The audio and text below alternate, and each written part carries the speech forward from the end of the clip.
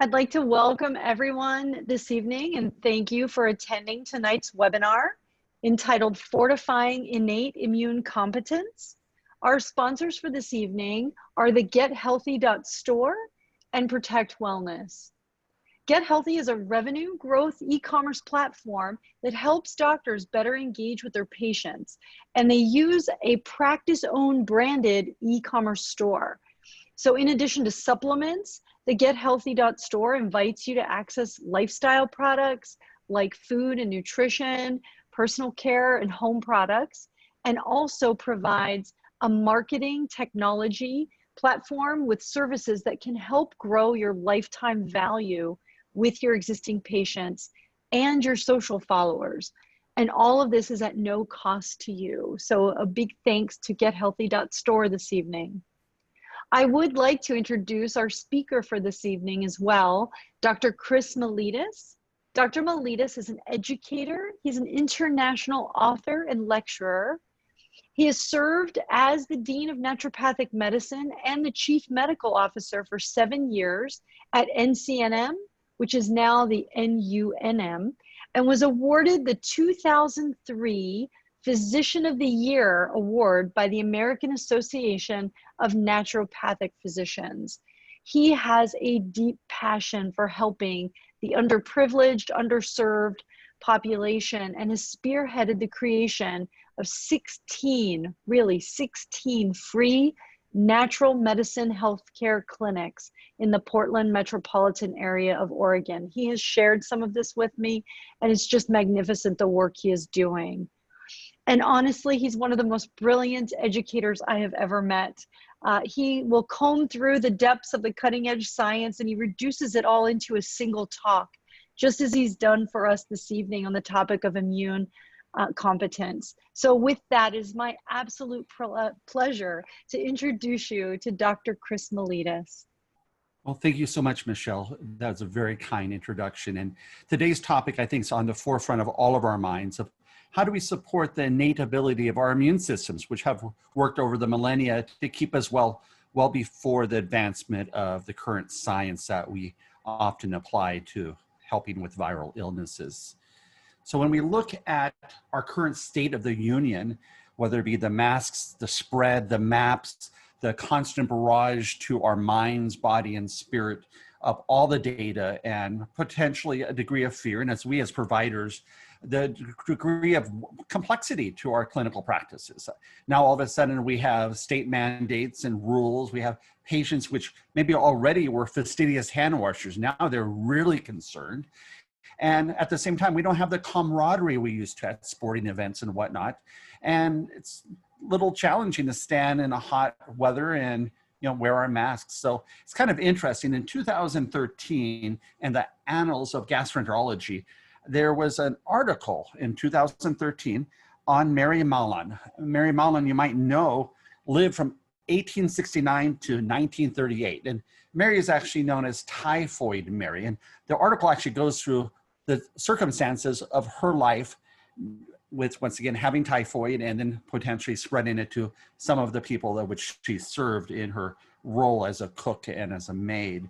But it's actually in the peer review literature talking about this. And as we look at communicability, we also have to look at how does our body fortify and defend itself. And it does this on an ongoing basis, as we all know. So as we look at the literature, we're going to talk about viral immunity. We're going to talk about people that have lower than optimal immune system. We're going to talk about people that are overly reactive. And why is it that the United States has made the worldwide news of having so many cases in this current viral dilemma? And what does it mean about our wellness and our health, and how prepared are we? And maybe the fact that we're an overfed, undernourished society as well in terms of the nutrients, which we'll go over as well. So when we look at the complexity of a virus, of whether it be the cold, the flu, of course, the COVID, and what some people call the COVID crazies that are happening right now, the reality is our bodies are ready to fight off a virus. And you can see the complex biochemical pathways that, unless you just recently graduated, we didn't know these nuances when I graduated in 1992. But we also know that it's not just about the virus, but it's about how prepared are our mucous membranes. We know that if we're stressed, our secretory IgA levels will be lower. So this is why we want to be mindful of what we take in, make sure we're controlling our melatonin levels because of that blue spectrum light and all the nuances which we'll chat about today. But also even our mitochondria are associated with our viral components. There's actually a substance called MAVS, M-A-V-S, which actually plays a role in how inflamed we get based on our mitochondria, as well as how well do we tolerate things. So we're going to chat a lot about the science, but also the clinical relevance of what can we do in our practices to give our patients the edge, but also the peace of mind, because the not knowing is part of the problem. So when we're looking at viral sepsis and when it goes systemic and it triggers these cytokine processes, I like to explain to my patients the simplicity of what happens with the immune system. And I like to make it understandable. And of course, most of us had that one professor in school that kind of made us understand, like, wow, if we really know our stuff, we'll be able to explain it to our patients and translate the science in English. So I often personify a phagocyte, macrophage, as little Pac-Men and women going around and engulfing things, but they have to have energy too, and they have to have that focus, and they cannot be unduly distracted. And we know that part of our immune system is called the complement pathway. And so like IgG, there's 4 subclasses of IgG, and 3 of the subclasses are activators of complement, whereas IgG4 is not. But this is why we often will do an ELISA food sensitivity test to identify, am I focused on the foods which are now distracting me from a virus? Or am I taking a medication, and we're going to talk about some of those today, relative to nutrient deficiencies, but some of those same meds also can lead to mitochondrial dysfunction. So it's all about preparedness, building upon the rock and not the sand. So as we go through these pathways, and you can see lots of literature referenced throughout this talk, and these articles are very much sentinel articles. These are articles that you want to have access to. And I'll reference a few others as we go along as well, because it's compelling to see that the literature is there. And if there's any question of whether natural medicine, nutrients and supplements and botanical medicines have a clinical veracity, but also scientific validation, PubMed.gov is our friend. So one of the unknown viral antibody timelines and the complexity of what's happening currently is we know the onset can occur with particularly COVID that's occurring at this juncture, but the reality is there's that lag time where a person's communicable. That's why I mentioned the Mary Malan, which is Typhoid Mary. The fact is that she could be spreading something without even knowing it. And obviously her case was unique because she was asymptomatic, for a protracted period of time. But also what we see is the concept that whether it be our IgG, which I was just describing with food sensitivities, or IgM, that immediate response, it also comes down to that proverbial straw on the camel's back, is why are we coming to that breaking point that we become symptomatic? Because not everybody with this virus is equally symptomatic, and not everybody around the world in terms of various cultures and countries have the same level of proclivity and propensity and severity of illness as we're seeing here in North America, and particularly United States proper. I don't want to cast a shade on either Canada or Mexico. United States has its special health issues with this inflamed state. And so when we're looking at these viral loads and viral components, we have to make sure that we're not distracting our normal immunoglobulin antibodies.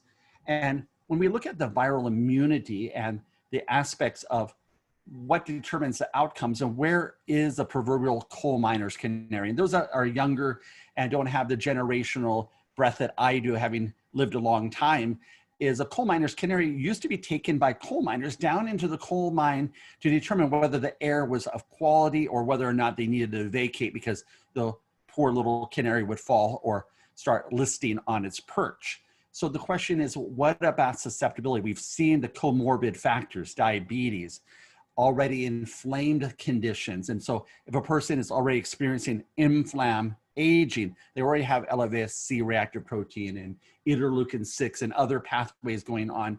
These people are much more susceptible to that cytokine storm, all things being equal. And we're seeing that in the literature of how do we control that, and how do we also allow for our secretory IgA, our mucous membranes, as well as even our adrenal function as we talk about vitamin C today.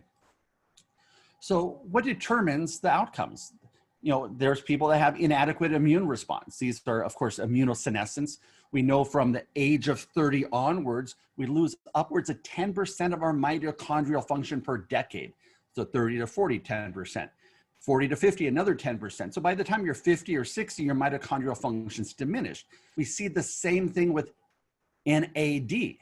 And so once again, the NAD also drops often by 50% from the age of 40 to 60. In the human lung, the aged lung, the immunosenescent lung, it's down to 20 to 25% in a lot of those that are aged. Once again, making it not a surprise that we see the susceptibility again in the aged population is succumbing to this, let alone, of course, the comorbid factors.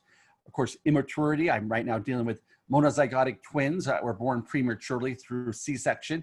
And of course, we're concerned about their immune competence. And of course, we have HIV, genetic conditions, of course, chemotherapy, and also all the immunosuppressive and biologic drugs that our people are on. Lots of times people ask me, well, can I do a food sensitivity test, or do I have to stop my meds for a biologic drug, let's say a RA drug or something, or do I have to stop my steroids? All of these things which either wax or wane us. Well, why would they want to or need to or even query about stopping a med? And of course, we're never going to stop a med that's, of course, life-saving. It's because we know that they're immunocompromised and they're going to decrease our immune response to a simple test. Well, this test is actually the test of survival. So once again, being really aware of a person that's taking a med, or maybe even like Restasis or cyclosporine. And so we're starting to see this. Plus, for those patients with autoimmune conditions, we already know there's self-attack, and often there's increased inflammatory problems, rheumatoid arthritis, multiple sclerosis, RA, and of course, lupus, along with others. So we kind of need to say, okay, well, these people may have already an innate challenge, but then we have the overreactors, which can also be autoimmune, but also those people that have atopy, that atopic triad of asthma, eczema, and hay fever. And what happens to that patient that already is all inflamed, they already got sinusitis, they already got the asthma kicked up, maybe they got some eczema going on, and now comes a virus. And so they're already inflamed, or they already have the autoimmune condition, which are battling within that self-attack, or they already have a triggered inflammasome pathway. So we have to figure out how do we find that balance. And what we're going to talk about today is a clinical way to nurture, modulate, and support, and at the same time, leave them a little healthier, because once again, we're overfed and undernourished. So we're all familiar as providers with confirmed risk factors for, of course, the current virus of the day, the soup du jour, sadly enough. And then we have suspected viruses and so forth. My background's half Greek and half German. And my sister and I, which we're talking about, are thalassemia. And for those that are not up with their Greek, thalassa in Greek is ocean. So thalassemia are people that live along the Mediterranean.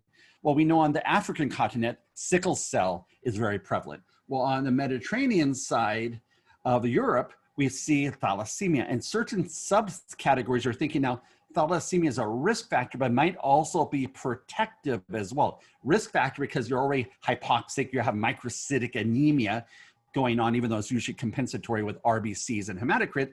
But now they're saying, well, maybe in this particular case, they don't like thalassemia patients nearly as well as, so it's kind of interesting to follow all of those. And needless to say, when we see confirmed risk factors of obesity, for example, you also have to wonder, well, how many of these people are hypoxic and have sleep apnea? And once again, we're seeing more and more of that undiagnosed, all these things that now this proverbial straw on the camel's back or coal miner's canary, they're showing the weaknesses of a given patient population. And of course, since most of us are inside dwellers, just the fact that we're low in vitamin D, we're low in iodine. I think it was the INNATE studies that showed that iodine levels dropped from the 1970s to the 1990s by 50% when we went to war on, of course, the fact that don't salt your food. And so many people got their iodine from iodinized salt. Not a good source, but the source that people got it from. Or now we're slathering ourselves with sunscreen, or we're spending our time indoors under LED or fluorescent light. So looking at those factors and the seriousness of cardiovascular disease, of course, too. Many of you have heard of COVID toes. This is where their microvascular are being impacted. We know we have 60,000 miles of blood vessels. We have 18,000 miles of capillaries. But for every pound we gain another 250 miles of blood vessels. Once again, so that's putting more pressure on our irrigation, our heart, and causing compromised circulation. And as promised, nutrient depletion. These are meds that we commonly prescribe or have our patients on when they come into our practices. It's been long known that metformin can cause a B12 insufficiency. It can also alter folate. And of course, if you have a methylene tetrahydrofolate polymorphism, 1298A or 677T, well, that's already a risk factor within a risk factor of being on metformin. And the Diabetic Society reported 40 to 70% of people that are on metformin are low in B12. So now we're talking about methylation, but once again, we're looking at cellular function across the board. And of course, we get to proton pump inhibitors, the statin drugs, of course, the H2 blockers that haven't been pulled off the market, some of which have, because of course, strangely enough, in 2020, we find they're contaminated with cancer-causing substances. But we see, once again, the folate, the iron, all these things that increase our susceptibility. And when it comes to vitamin D, one of the things we've found, and it's kind of shown the variability of repleteness of nutrients, is of course, if a person has more melanin in their skin, same job. Well, if you don't go outside and you have a little bit of melanin, you're going to get a little bit when you walk back and forth from your car. But if you have a lot of melanin, aka darker skin, it takes a lot longer to get your vitamin D. So this increases the risk along with so many other risk factors.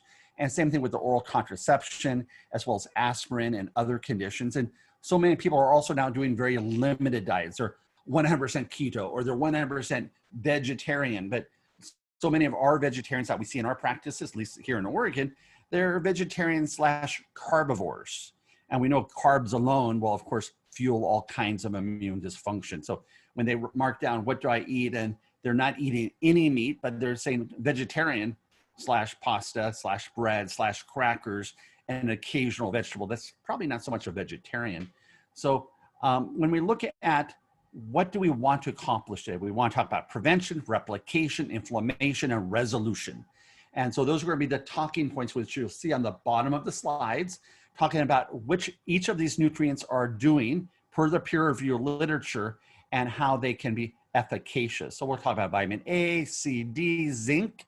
And zinc is compelling because way back in 2014, there was an article about chloroquine and zinc, but it wasn't about, obviously back in 2014, about COVID. It was a cancer article in 2014 talking about how chloroquine acted as a ionophore for zinc, pulling more zinc into the red blood cells and into the intracellular space. And when there's a higher amount of zinc, RNA viruses don't want to replicate as well. So this is one reason, for example, I do a lot of RBC zinc testing, and as of the latest pandemic, epidemic, or whatever it's being qualified for right now, I'm doing a lot of RBC zinc testing through the standard laboratory. I want to know what's my status intracellularly, and of course, just like we do in RBC magnesium, what's the benefit of a red blood cell? It lives for 90 to 120 days. This is why the A1C or glycosylation of hemoglobin is so important. So likewise, an RBC zinc is a no-brainer for my patients right now. We're dialing them up along with other nutrients. We'll talk about EGCG, melatonin, astragalus, and of course, inositol-cysteine, of course, a phenomenal precursor for glutathione, but also, of course, used in conventional medicine as a mucolytic, and we'll chat more about that. So when we get to vitamin A, you can see the litany of things that it helps with, including modulation of nitric oxide.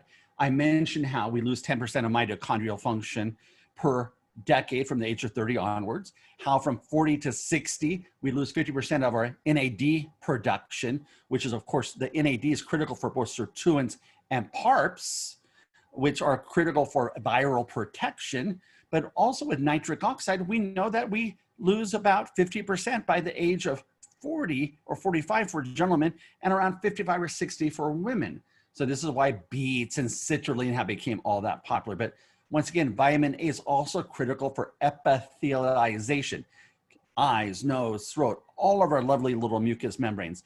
And if, once again, I give the example to my patients, if you have chapped skin or chapped lips, the salt's going to bother you. Or likewise, if you have dry membranes, you're more susceptible. And the silliest example I give to my patients is if you leave your front door open, don't be surprised the raccoon's living on your front couch in the morning.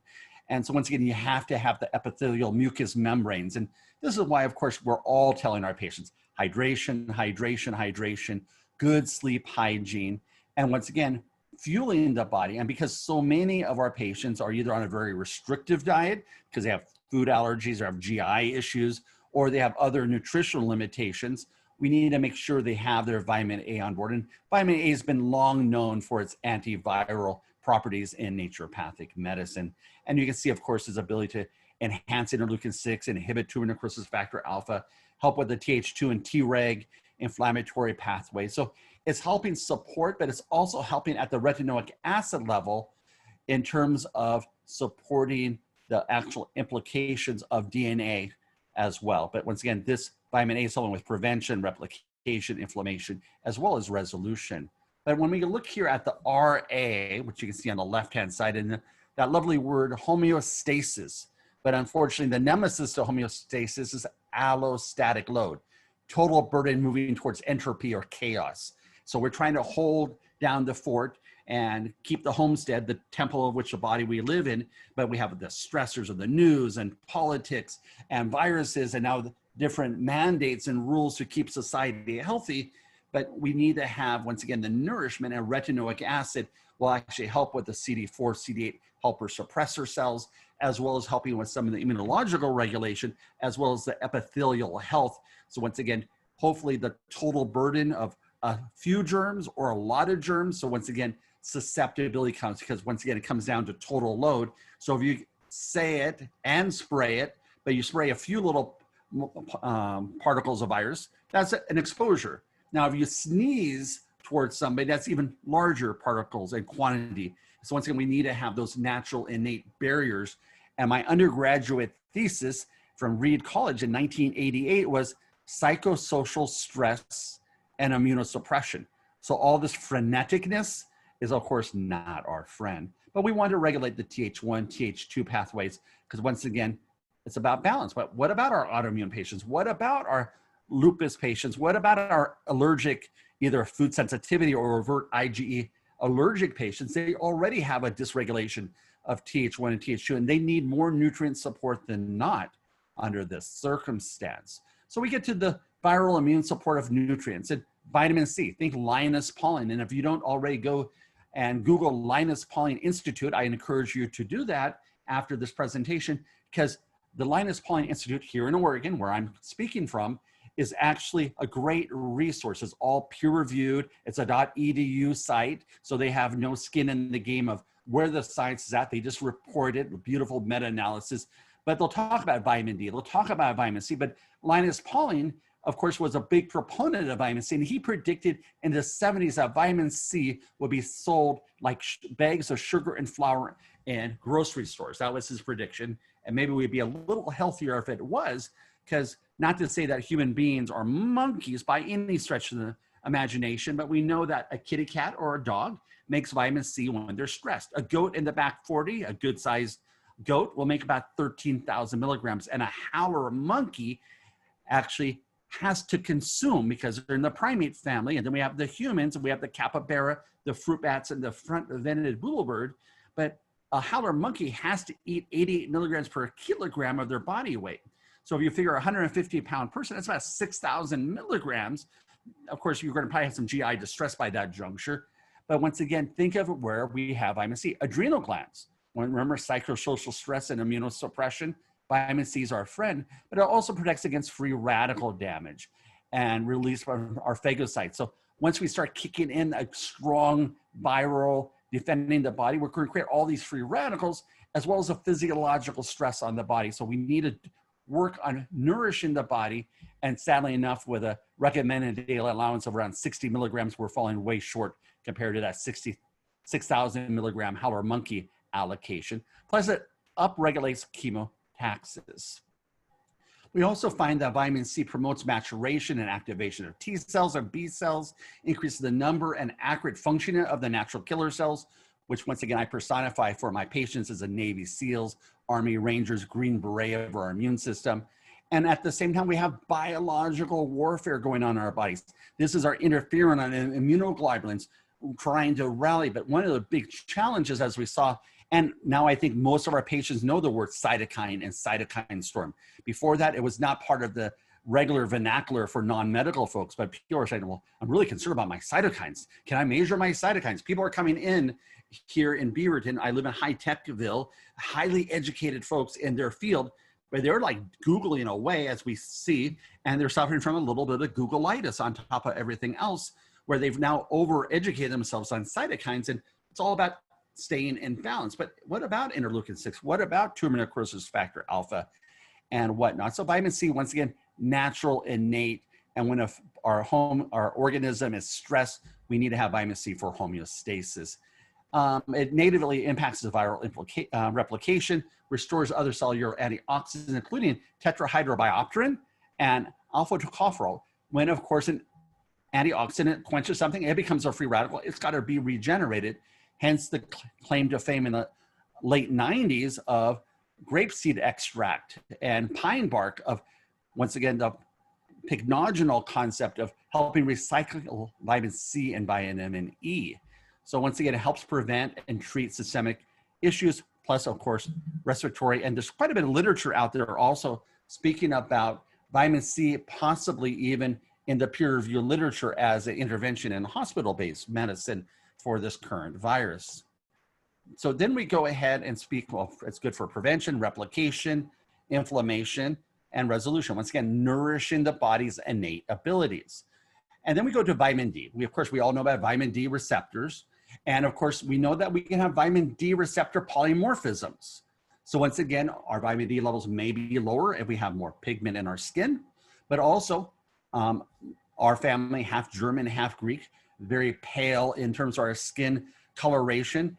And I measured one of my kids after summer, after hiking all summer, and he had a whopping vitamin D of 16.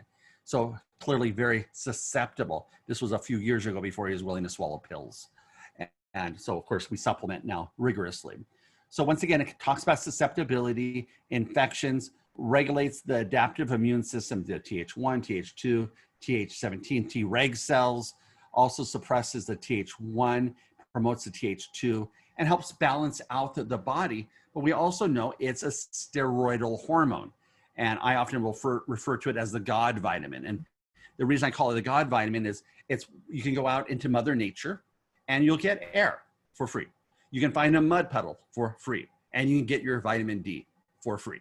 And so once again, it's one of those things that clearly in the evolution and existence of humanity, vitamin D has been there, but because we're now inside dwellers, we've created our own obstacle, and even skin creams and foundations and whatnot often have the SPF of 15 or higher, blocking what little bit of skin that's exposed.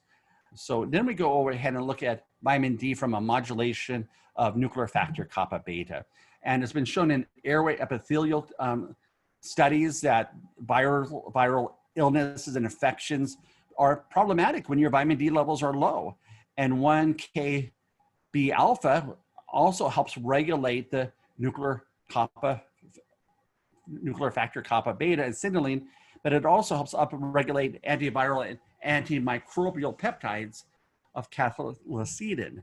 And so we're seeing here a phenomenal ability to, once again, nourish the body. And if we don't nourish the body, as you can see here on the peer review literature, it's compelling. And back in the British Medical Journal 2017, they also talked about a meta-analysis, how vitamin D is critical for upper respiratory infections. And once again, we see prevention, replication, inflammation, and resolution. But look at it work here within the cytoplasma. We have here vitamin D receptors. But what happens if a person has a polymorphism?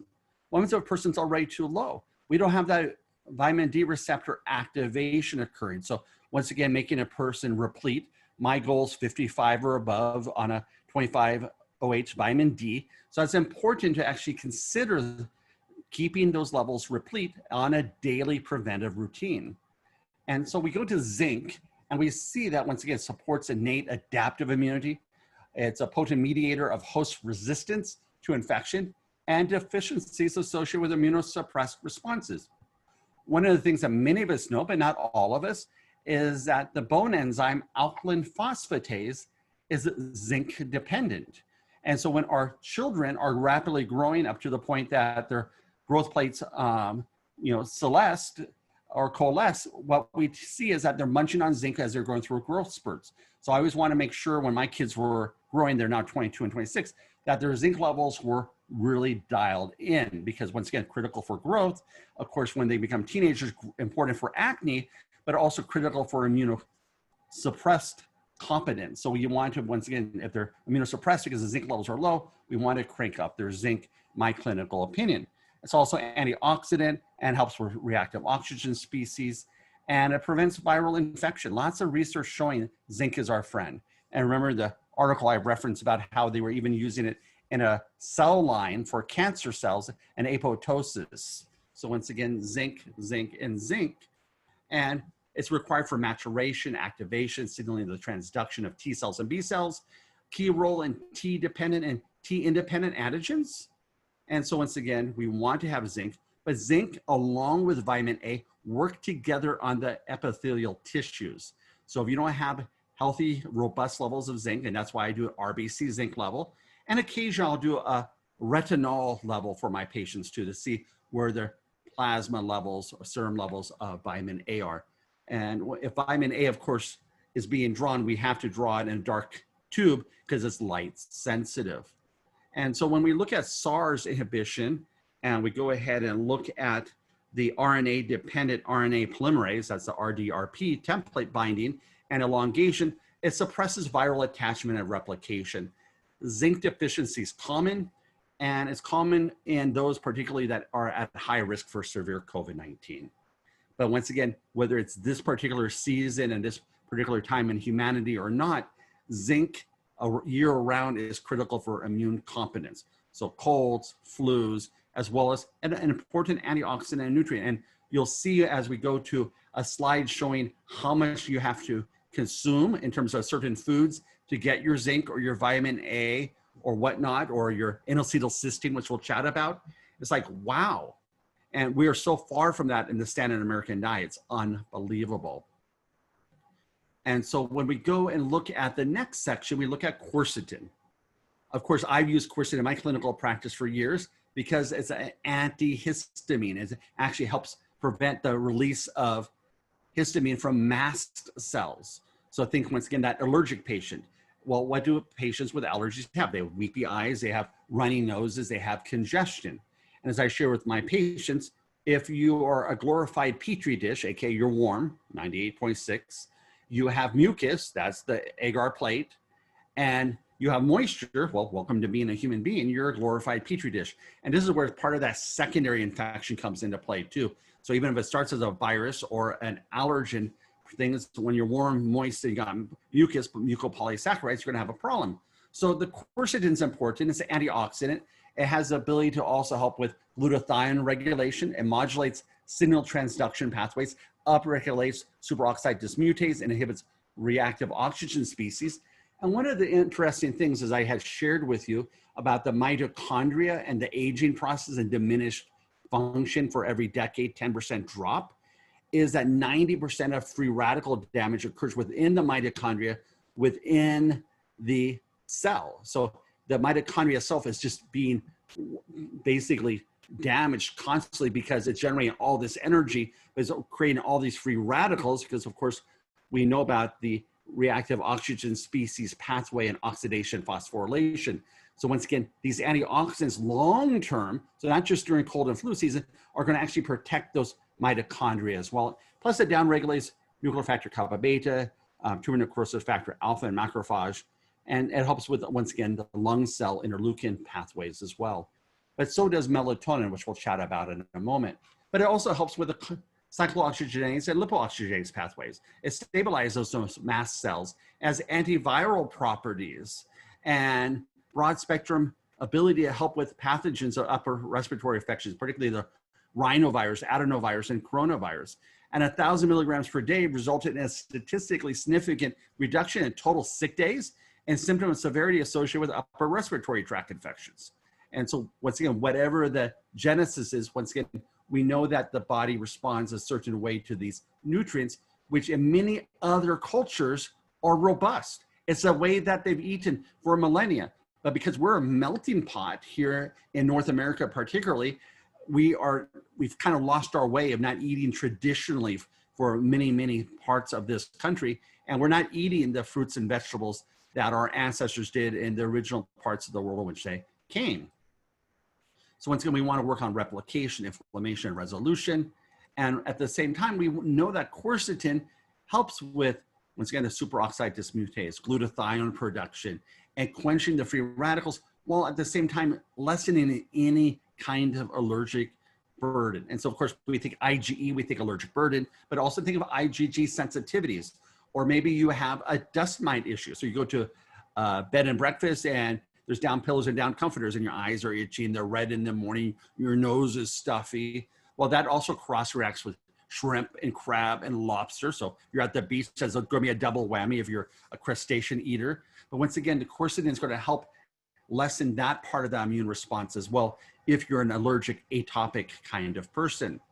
And then we go to astragalus. Many of us know astragalus is known as an immunological adaptogenic herb. So it's known as an adaptogen. And of course, adaptogens like ginseng and cordyceps and rhodiola and maca and ashwagandha are known as adrenal adaptogens or stress adaptogens. Well, astragalus is actually an adaptogen also for the immune system. And it increases the proliferation and differentiation of B cells and T cells, regulation of the balance in the T cells, and regulation of natural killer cells and macrophage. So once again, the macrophage, I often give the example for my patients of if you have a tattoo, well, why do you have a tattoo? Because that substance was perceived as foreign. And of course, your macrophage within your skin decided to sequester it for the long haul. And then we look at astragalus and the polysaccharides of astragalus. And the polysaccharides of astragalus is where a lot of the heavy lifting occurs. And it facilitates the growth and maturation of the dendritic cells and their antigen presenting capacity, but it also activates the macrophage. So once again, it's bringing on the rallying of the troops. And as I share with my patients, white blood cells are your army dudes or dudettes. And then there's specialists, as we know, the neutrophils and lymphocytes and basophils, eosinophils. And we're now going to start differentiating them, but we have to support the ability for that differentiation to occur. And the data suggests improved host defenses to avoid infections when taking astragalus, which is one of my favorite herbs during the winter time.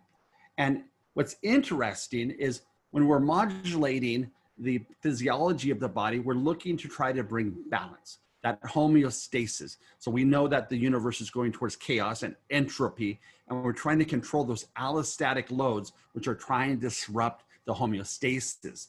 So what we want to do is control the cytokines. Once again, we're an inflamed nation. We're suffering from inflamed aging. So we want to dampen this. And the APSs, which are the astragalus polysaccharides, can reduce that inflammatory response and protect the cells of the body. So we're not cooking in our own juices. Now, unfortunately, diabetics, of course, what the goal is to reduce blood sugar levels, increase sensitivity. But once again, if you're sugary, you're more likely to, of course, grow things. And of course, lots of your patients with diabetes might be more prone towards funguses, respiratory infections, because once again, they're sugary. And so once again, I encourage my patients to try to curtail that. And so once again, astragalus has many applications along those lines as well. And when we look at astragalus, think adapt the body. Much like vitamin C helps the adrenal glands, we have to adapt. We have to be able to bob and weave. We have to call the audible on the field. And astragalus helps our body do that from my clinical experience. And when we go to melatonin, an interesting tidbit, plasma melatonin is an interesting thing to measure, but it's really not that interesting when you think about various cells in the body will concentrate melatonin between 10 and 1,000 fold, including lymphocytes, including ovaries. So once again, if you think about the uneven bone marrow, and of course, then you think immunological function. So here's our blood serum melatonin levels, or you do a salivary melatonin, you got your melatonin, but how much is sequestered, created in the pineal gland, sequestered within the cells, and then sequestered for a purpose. But we're up all night, we're in front of our screens, we're not wearing our amber glasses, we have fluorescent or LED lights, we're watching television and where the blue light's pervading, and it's throwing off our melatonin levels, modern living. And as a result of that, our melatonin levels are suffering tremendously. Melatonin's also been shown to have receptors in mast cells and modulate anti-inflammatory pathways and tumor necrosis factor alpha, inhibit prostaglandins. So if we're not sleeping well, we're stressed out, we watch the news, we went to bed, we had a lively conversation about the State of the Union, and then all of a sudden it's like, oh, I can't sleep. And if I'm not sleeping, we're not creating that growth hormone, the melatonin levels. And as a result, melatonin normally under a healthy circumstance, which of course we know melatonin as we age also drops precipitously. Babies sleep like babies. As we get older or we become age senescent, we don't sleep so well. And many of us have relatives or maybe ourselves that, well, I don't need that much sleep. I'm older. Like, of course, we would argue probably not the case. But once again, without the melatonin, people aren't sleeping as well. Melatonin downregulates cyclooxygenase 2 expression and macrophage leukocyte endothelial adhesion and leukocyte transendothelial cell migration. So once again, very, very important. Plus, it causes a reduction of polymorphonuclear cell recruitment. So once again, what do we see with our patients when we look at a CBC? They have high white blood cell count, they have high neutrophils, and that's all an inflammatory process. And once again, we want to sequester that. And there's literature out there showing that melatonin, and this was a 2020 article, showing that melatonin has a direct effect. And here we go. Life Sciences 2020, and look at what melatonin's postulated to do in their article. I'm not making a claim, I'm just reporting the scientific literature. You can see the reference here. Melatonin is helping dampen the cytokines, and it's going to help block some of the immunological imbalance that's occurring when our body gets overwhelmed and it's grasping for the straws, or much like a person that's drowning, sometimes they'll take a person that's trying to save them and drown them too because they're flailing around. We need to quiet and calm and focus our immune system and our minds and our bodies and our spirits to be much more mindful, but also, of course, to feed the pathway. So melatonin, exceptionally important. And once again, prevention, replication, inflammation, and resolution. And so I try to get my patients to sleep, and get more sleep. They're tired, listen to the body. This is not a time to burn the candle at both ends. And if you've ever seen the emoji, and many of us in the middle, the EGCG, think green tea, anti-tumorigenic, anti-inflammatory, antioxidant. But how much green tea can a person consume? And you'll see the amount of green tea you have to consume to get a therapeutic level as offered is going to be remarkable. And as my wife aptly puts it, T equals P. You're not going to sleep at night.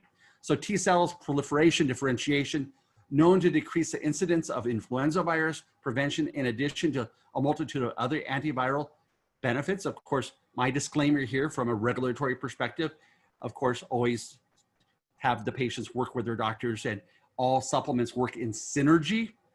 But once again, pretty compelling. And if you look at what cultures have done around the world that have thrived and have large populations, green tea is one of their friends. And of course, if you're a little stressed out, we know another extract of green tea, L-theanine, helps with the GABA levels and the Zen-like existence. So once again, replication, inflammation, and resolution. And we see there are molecular pathways of viral protein expression and how the EGCG can help support and help the body adapt. There's no magical cure for anything, but if you nourish the body over the course of human history has adapted, has survived. After all, we've dealt with Yersinia pestis, the Black Plague. Once again, people can adapt and they can survive. And when we come to N-acetylcysteine, most of us, because of the environmental pollutants in our lives, the parabens and the phthalates and the toxins, the xylines, well, we need more glutathione. And the glutathione precursor is N-acetylcysteine, but it's also mucolytic. Remember that Petri dish example, or mucopolysaccharides. We don't want a whole lot of mucus hanging around in a warm, moist environment. So it decreases the viscosity per some of the literature, but also it regulates the redox in the cells, providing the sulfurhydryl groups and acts as a precursor for glutathione, and once again, helping scavenge our free radicals as well. And what's interesting, many of us don't know this, melatonin is also an antioxidant. And when we're shorting ourselves on sleep, we're also shorting ourselves on that natural substance made by our body endogenously. And of course, it's been shown to positively influence exacerbation rates and limit the number of hospitalizations with people with COPD, inhibits viral replication in a study. Once again, you see the references. And once again, we need to look at the fact that we don't know exactly what each nutrient will do specifically relative to COVID, but this is a great little article. And once again, this presentation will be available for you. So if you want to look at some of these references and put them into your library, these are things you want on your hard drive. So patients ask, you can share. It also makes great little newsletters and FaceTime social media shares as well to your patient base.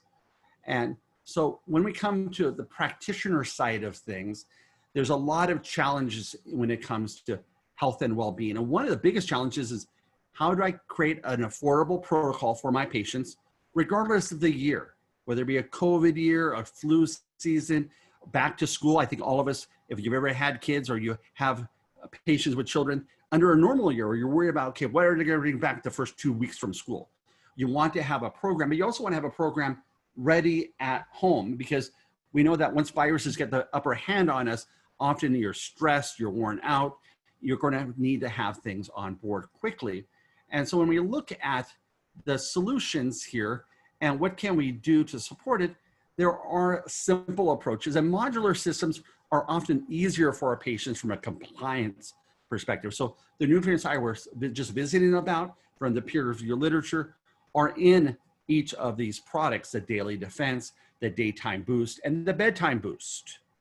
And so under a normal circumstance, you'll just take on a daily supportive perspective your daily defense, but you want to have the daytime boost and the bedtime boost so that the moment you feel like, okay, I'm feeling a little warm, I'm feeling a little inflamed, I'm feeling a little congested, my throat's a little scratchy, whatever your body, however it communicates that things aren't so good in the state of Denmark, you want to have those things on board, but you want to have them in a way that patients can have easy access, and that if you're closed, many of us suffer from the, okay, it's Friday night or Saturday, doc, I don't feel well, what should I do? But our offices are closed.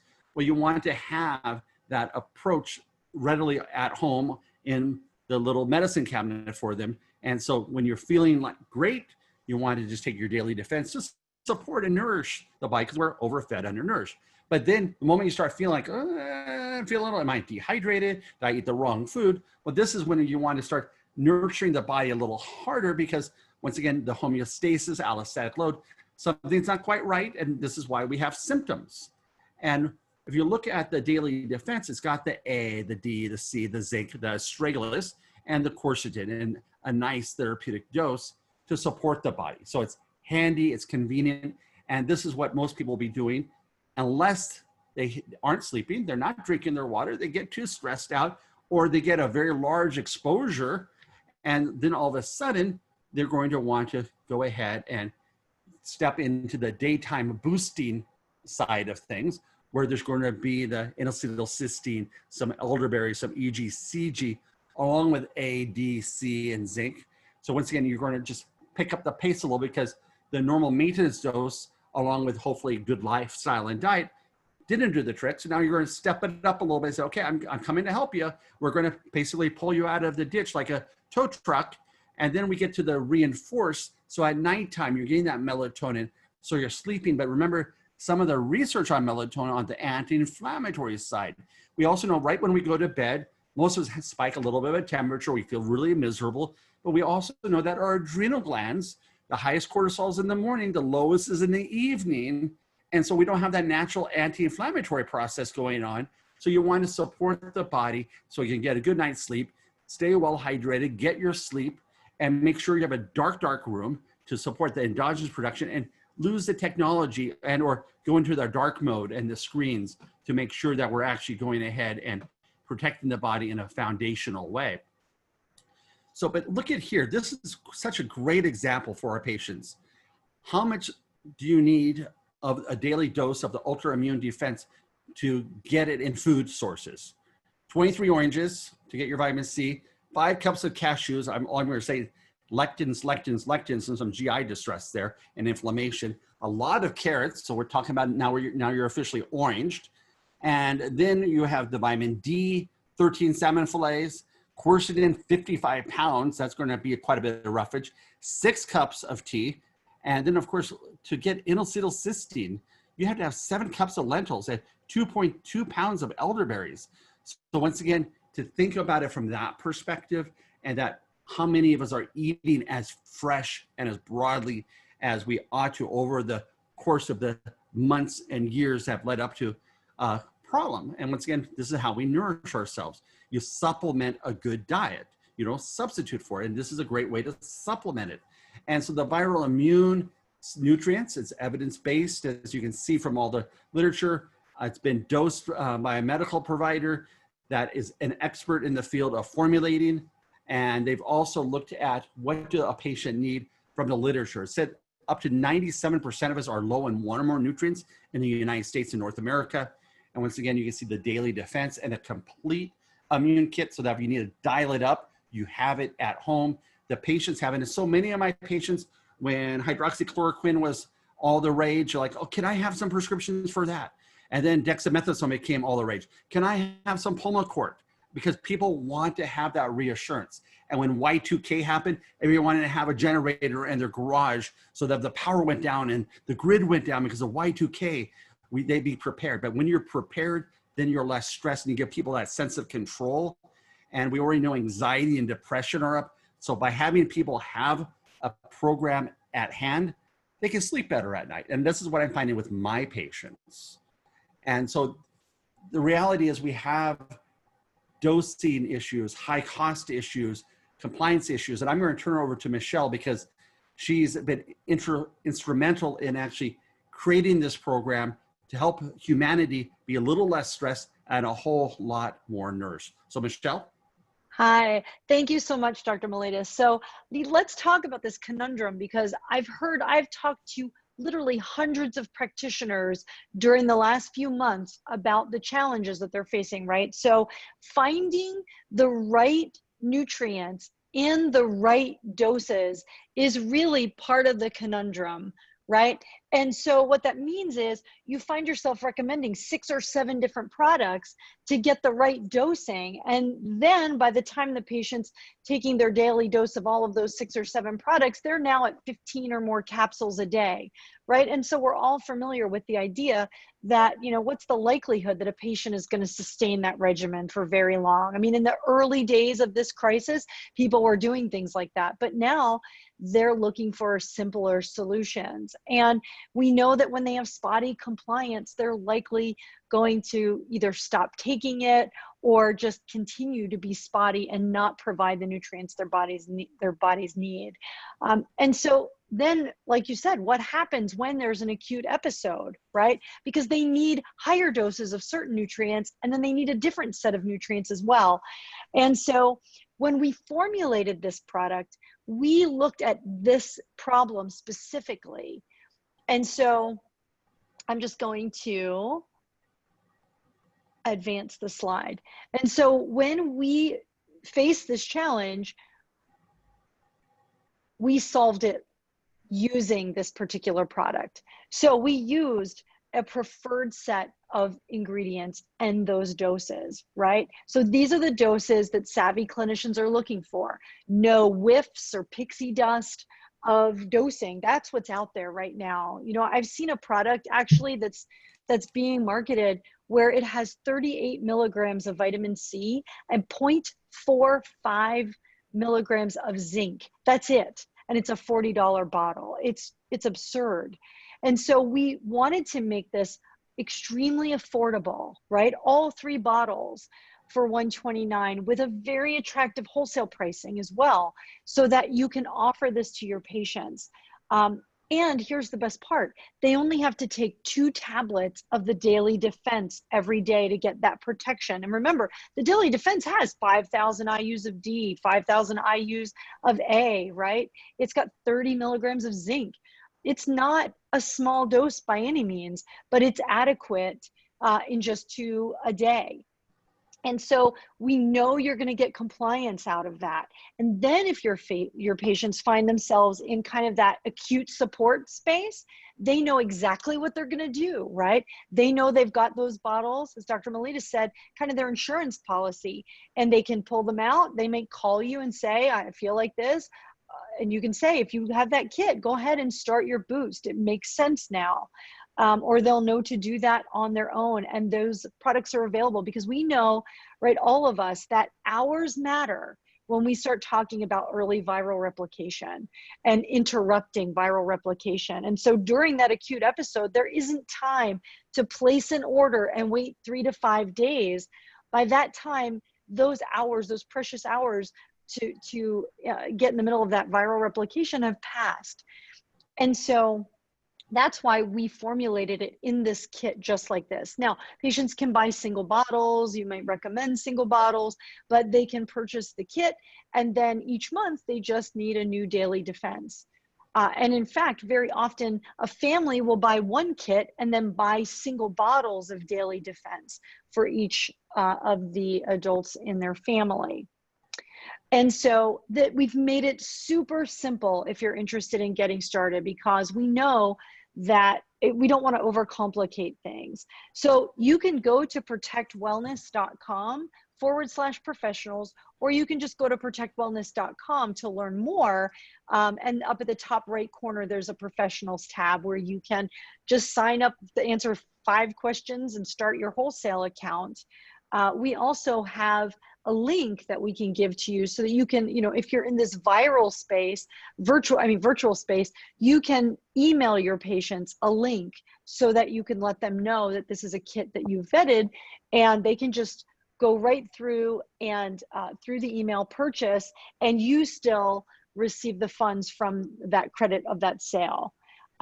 And then if you're already one of those really progressive practitioners who have their own GetHealthy.store platform, all you have to do is simply just add it to your product catalog if you're already on the GetHealthy.store platform.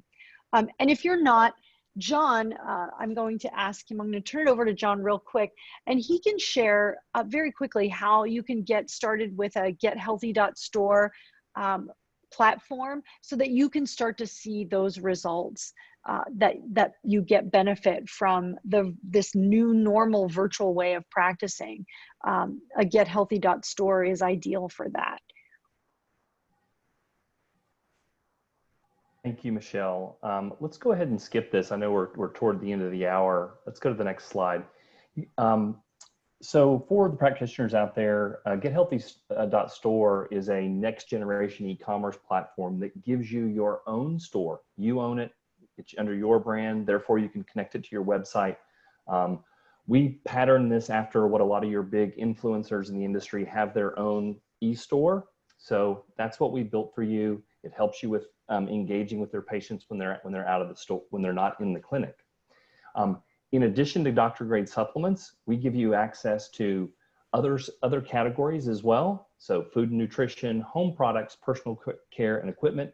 So everything from infrared saunas, air filters, water filters, skin care, oral care, etc. you can put on your store. Our goal is for you to have a single store for you to engage with your patients. You can put private labels on there, products that are in your clinic, etc. Lastly, we also have some marketing technology and services, so we help you engage with your patients. We send promos out, content, etc., helping you engage with your patients when they're not in the clinic. If you're interested, feel free to email me at johnjon@gethealthy.store, and we can talk about getting you set up on your own branded e-commerce store. That's wonderful. So thank you so much, John. And at this point, I'm going to turn it over. We've got some questions coming in, Dr. Meletis. So if you have a little bit of time, I know we're coming up on the hour, but there are just a few, and I think everyone would benefit from hearing your thoughts on this. So the first question is, can you take melatonin and astragalus indefinitely, or do you need to cycle off and on or give it a break? And thank you. Yeah, during the cold and flu season, I have my patients use astragalus for an ongoing period of time. So let's say, and in this case, of course, our year has been interesting to say the least. So I have no problem with astragalus. Melatonin, of course, is somewhat age dependent. Obviously the older you get, the more potential ongoing melatonin need you'll have to have. And so I've noticed with my testing of melatonin levels, the 40, 50, and 60-year-old patients are invariably commonly low in melatonin, so I have them on it long term. But now acute prescribing, like high dose melatonin, I use just that acutely. But a little nudge along the way, because I truly believe if you look at the words restoration or restore, the first four letters are R-E-S-T. So I always focus on sleep hygiene as part of my immune wellness program. So I don't usually cycle off unless there's a reason to, but the majority of the time I do not. That's really helpful. And also you'll notice that in the Protect Wellness Kit, the melatonin is only in the acute boost for bedtime. So you can choose to not have a certain patients within a family take that, or again, they're only using it during acute use. They're not on it throughout the whole prevention phase. And so the next question is related to melatonin. Is melatonin is also produced more in the gut than the pineal gland. And so does that have any implication with melatonin, I guess, metabolism, or no, it wasn't expanded upon? Yeah, and that's a great question. Since we know tryptophan goes down that long pathway towards serotonin and then eventually melatonin, and we know 70 to 80% of serotonin's in the gut, it's no surprise that, you know, gut health and brain health go hand in hand. And so when we look at melatonin, and we used to think it was all pineal gland, and I'm glad that practitioner shared that pearl with everyone, so thank you. But once again, realizing that the melatonin, though it in the blood or in the circulation is X, it's somewhere between 10X and 1,000X within targeted cells, whether it be ovaries, the bone marrow, the lymphocyte pool. And so I think regardless of the source, I think melatonin is definitely getting its day of fame, so to speak, of its immunological antioxidant property capacity, and how so often as a society continues to grow and technology continues to grow or whatnot, you know, I think of the first advent of fire. Well, there went some people's melatonin, but now we have all these blue screens and our handheld devices, our melatonin levels are suffering dearly. And I think this is a great opportunity to look at all the many applications of melatonin, including even skin health of all things. Go figure. Mm-hmm. That's great. So another question is, in your clinical practice, are you testing vitamin D and zinc and or any other nutrients for patients? Yeah, I'm at this juncture doing a lot of food sensitivity testing, first off, because I want to know about IgG complement activation by foods which are deleterious or distracting for the immune system. I'm doing RBC zinc and vitamin D levels on all of my patients that can either afford it and or will run it through insurance, because I want to make sure they're dialed in. And even patients which I have on fairly high doses, when I say 5,000 or IUs or higher of vitamin D, sometimes they're still measuring sub 30 on their 25 OH vitamin D, and the RBC zinc, since so many patients, and once again, aptly brought up by the other provider about the gut and melatonin, is so many people have gut issues and leaky gut syndrome.